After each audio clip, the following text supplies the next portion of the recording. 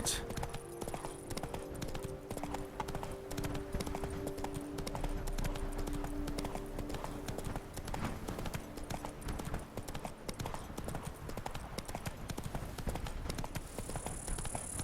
Slow now. Whoa.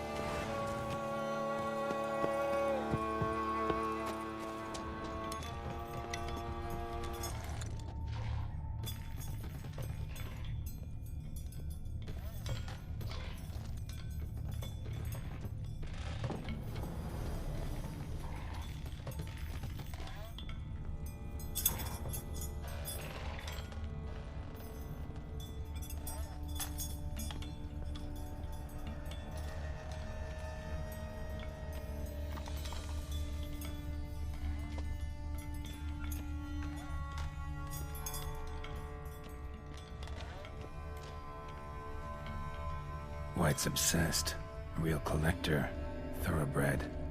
None shall sit and dine with you at your table. No spoon you have shall sate you. Never again shall you wish to spy your reflection in the mirror.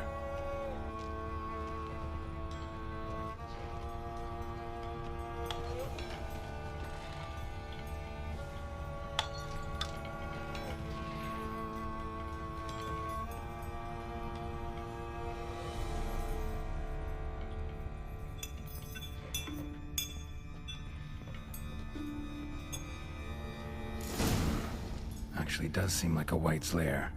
Bit atypical, but still. Cauldron should be somewhere around here. Spoon, pretty ordinary. Maybe a little old.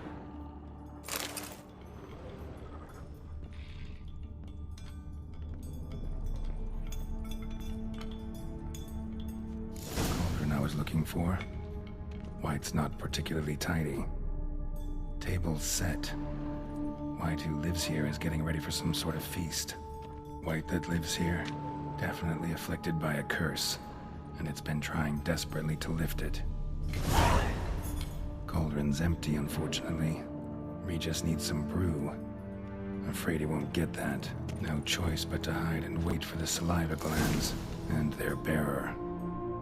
Need a spot that'll let me observe the cauldron.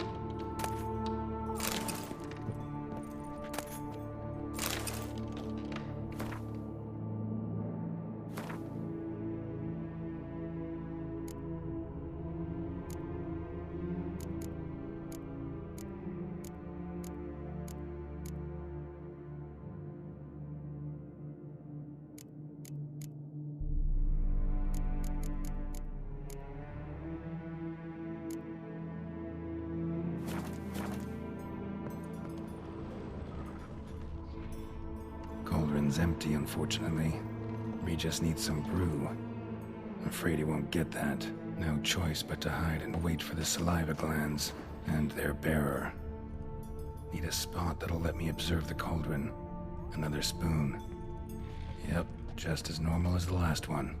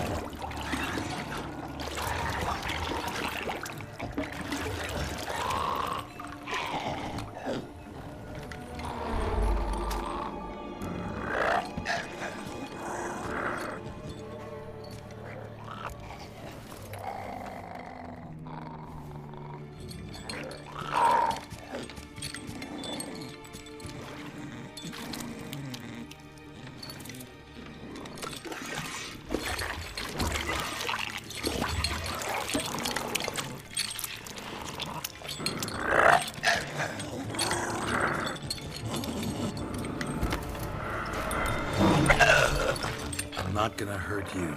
Wanna help? I've seen the words of the curse on the walls. Think I know how to lift it.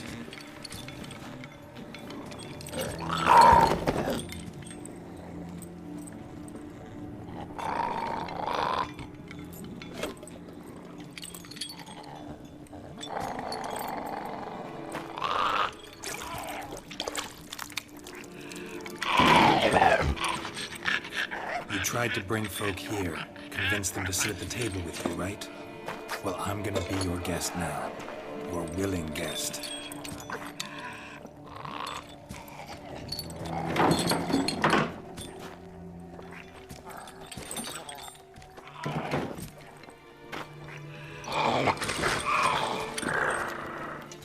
Just need a bit for Regis. And now we'll tend to you.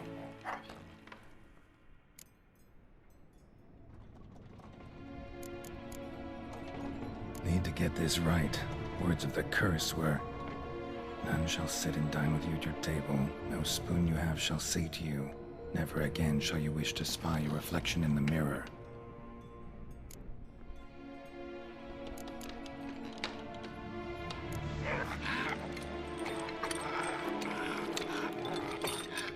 We can't use spoons.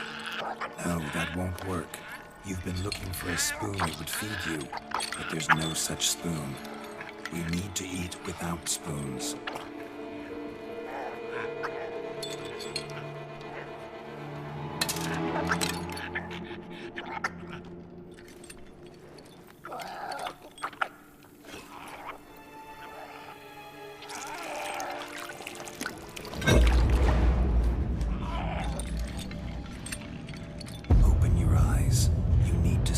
Likeness.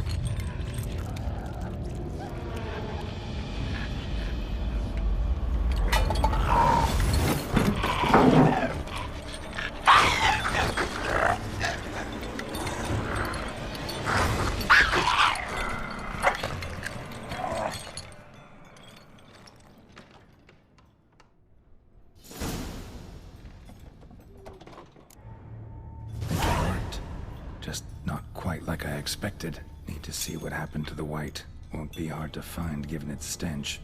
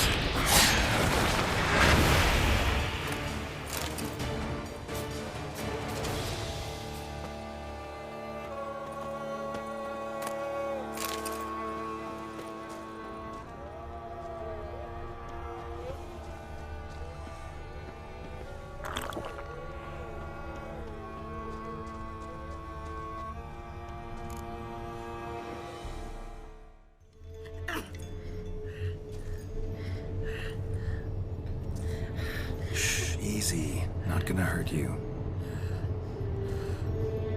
Eat. I must eat.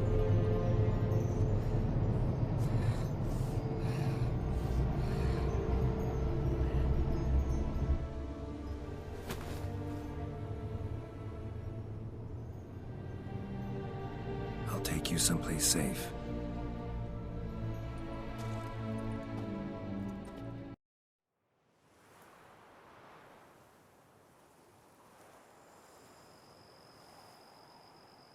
So I took her by the hand and led her here.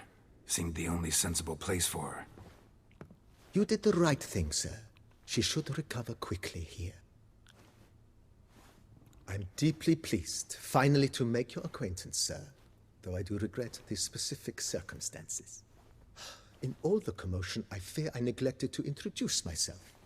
I'm Barnabas Basil-Folty, and by order of the Duchess, I am to serve as your major domo at Corfo Bianco. Nice to meet you, Barnabas Basil. Love to talk more, but got urgent matters to attend to. While I'm gone, please make sure she gets everything she needs. Don't worry, sir. I shall see to everything. She is safe here and in good hands. She'll soon be back on her feet. Might actually take a while. She hadn't eaten anything in over 100 years when I found her. Horrid. Whatever brought this about? Told me her story on the way here. Her name's Marlena. She was once the very beautiful and proud heiress to the Trastamara estate. One evening, when she was holding a banquet for friends, a beggar came to her gate seeking alms. He had a bowl and a spoon with him. He sat outside her fence and waited. I've heard of the custom. An ancient rite of hospitality that obliges one to give food and drink to such a guest lest he depart hungry. To neglect the custom is to bring great misfortune down upon oneself. Marlena didn't care a whit for the old customs. She drove the man off, saying she'd rather feed the leftovers from her feast to her dogs than to give the beggar anything. The beggar then broke his spoon, cast a curse. She was beautiful, so he said she'd never wish to look at herself in the mirror again. Since she adored feasts, he swore no one would ever wish to sit and dine with her. And as she even refused him the crumbs from her table, he swore she'd never find a spoon in the world that would sate her hunger. A harsh punishment. I imagine lifting the curse was hardly simple.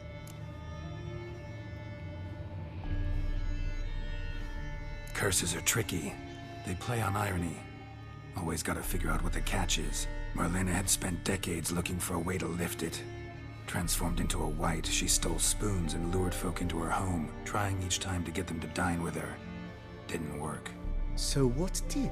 Someone had to sit down and share a meal with her, of their own free will. They had to eat without using spoons, and make her look at her reflection. That's it?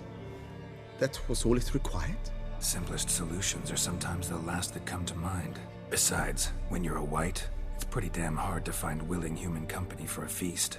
I imagine so. But, most importantly, it is now over. Please, don't worry. She will be in good hands here.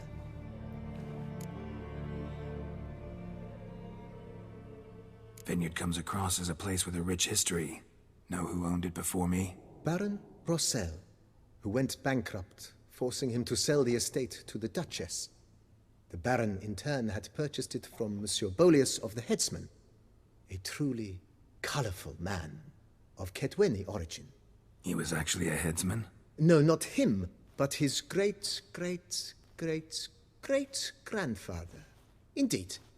Apparently, he was a common cut-purse who somehow secured for himself the post of ducal headsman in Beauclair. Went about his work with an exceptional penchant. They say he chopped off more heads than there are grapevines in the ducal vineyards. He never hesitated, not once. Never sliced unevenly, never botched a job. For his exemplary service, the Duke granted him a title and this estate. Monsieur Bolius, on the other hand, was an engineer in his younger years. Once retired, he settled here and took to producing wine. Sadly, misfortune struck and he lost his sense first of smell, then of taste. Additionally, he could not drink alcohol. His medic forbade it. Shame that. He gave up making wine? Not at all. He made even more of it, began throwing wild balls to which he'd invite friends from far and wide in order to treat them to his wine and delight in the fact that at least someone could enjoy it. It's the sort of man he was, Monsieur Bolius. Mind giving me a little tour de Corvo Bianco? Not in the least. Follow me, please. I think it would be practical to begin on the hill.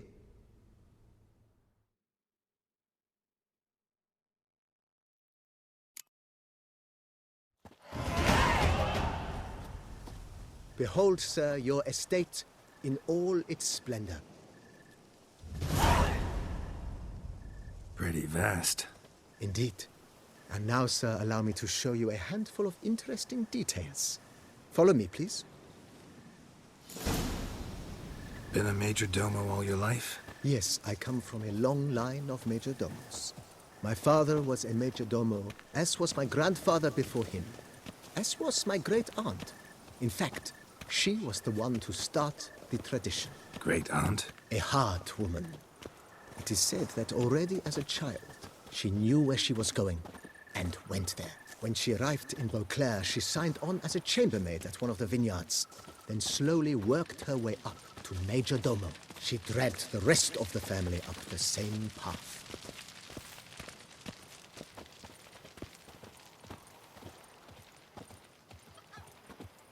The servants' quarters. I occupy the green home. With the Duchess's permission, I have hired a full staff.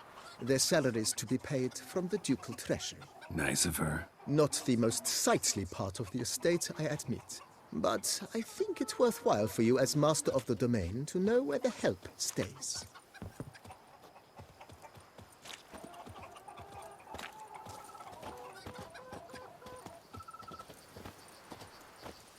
Follow me, please. Baron Rossel ordered the vines in this part of the estate uprooted and olive groves planted in their place. They look beautiful, especially come spring. Don't look at all bad now, either.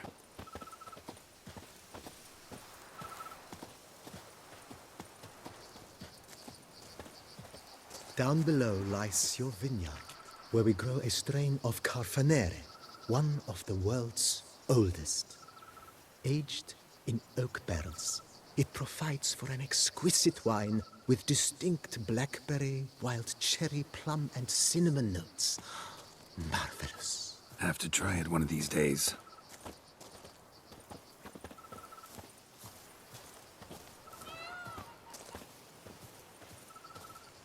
Nice well. Picturesque. Yes, though it ran dry long ago. During the raucous feasts Master Bolius held, he would order it filled with wine. There's a tale about a guest attending a Bolius ball for the first time and thus unaware of the custom. He had suffered great heartbreak and had decided to end his life by jumping into the well. The festivities were coming to a close, and the well was nearly empty when the suicidal guest finally jumped. Instead of killing himself, he merely broke his legs. To numb the pain, he drank the wine. Drank himself to death? Not at all. When found the next day, he had concluded he'd witnessed twin miracles. The water had been changed into wine, and he had survived. He retired to a monastery in the Dragon Mountains and began preaching the wisdoms of Lebioda.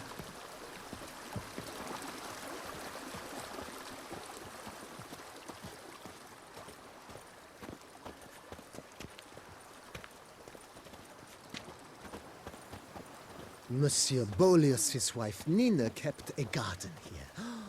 A supremely lovely place it was. Bit neglected now. I agree. Yet nothing stands in the way of restoring it to its former glory, and once again planting it with herbs and other vegetation.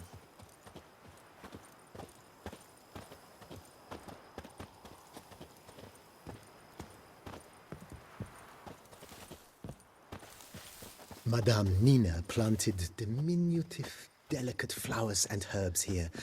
One might say their aroma still hangs in the air. You're quite the romantic, Barnabas Basil.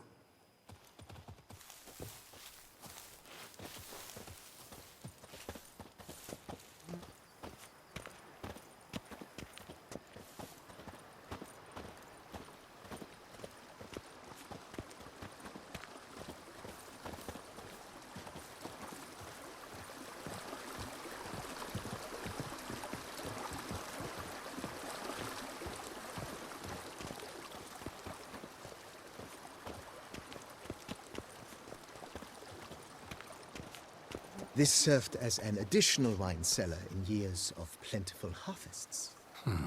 Bit of work, and it'll make a fine stable for Roach.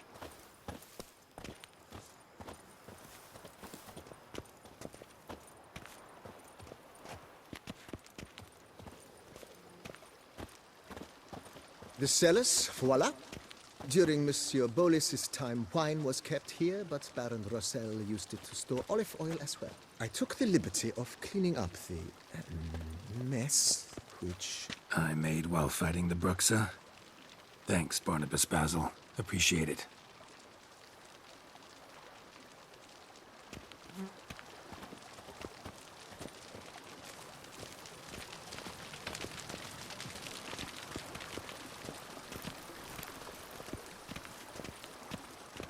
As you can see, the facade is, how to put it, slightly stained. But one cannot deny it, a certain subtle southern charm.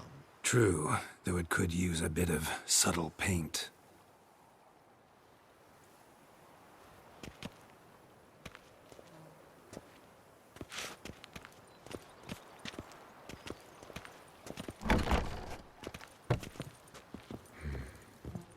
And welcome inside. On the left is the master bedroom. On the right, the dining hall and kitchen. Upstairs, you shall find the guest room, currently used for storage. Not a bad idea. At the moment, the house is only minimally furnished.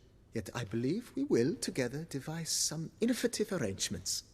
A few paintings, for instance, would breathe new life into the abode immediately. With that, sir, you've seen the full lay of the land. Corvo Bianco is a beautiful estate. Though one must admit, time has taken its toll. Forgive me for being forward, but if you were to choose to invest a small sum towards its beautification, consider me at your service on the matter. Think I'll take you up on that. Be sure to come and see you if I decide to do any remodeling. Mentioned the place could stand to be spruced up. Oh, most decidedly, sir. The question is where you would like to begin this rejuvenation. Been thinking about the outer walls.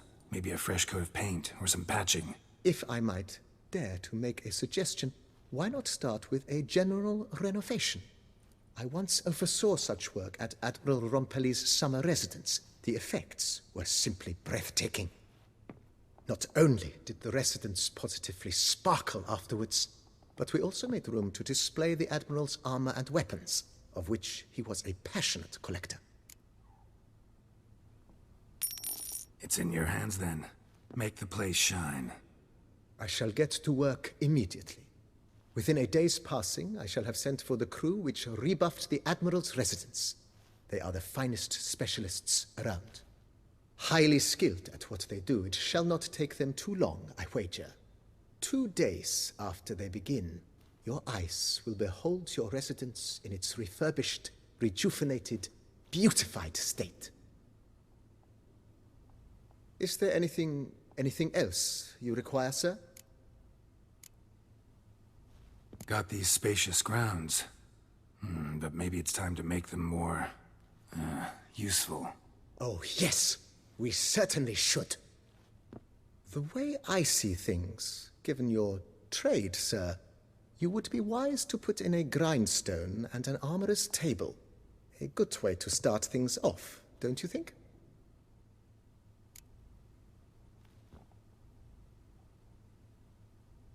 My armor needs work from time to time.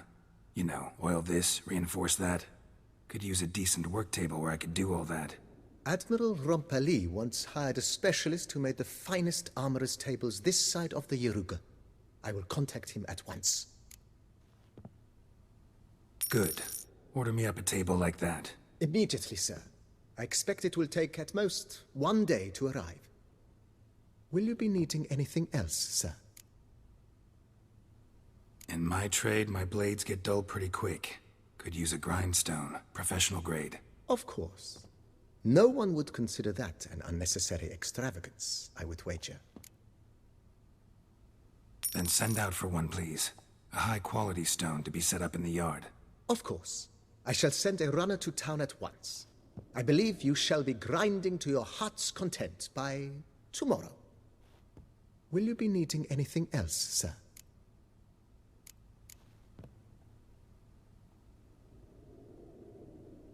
Know what? Changed my mind. Not in the mood to talk about redecoration today. But I wanted to ask you something else. I shall be glad to answer your every question, sir.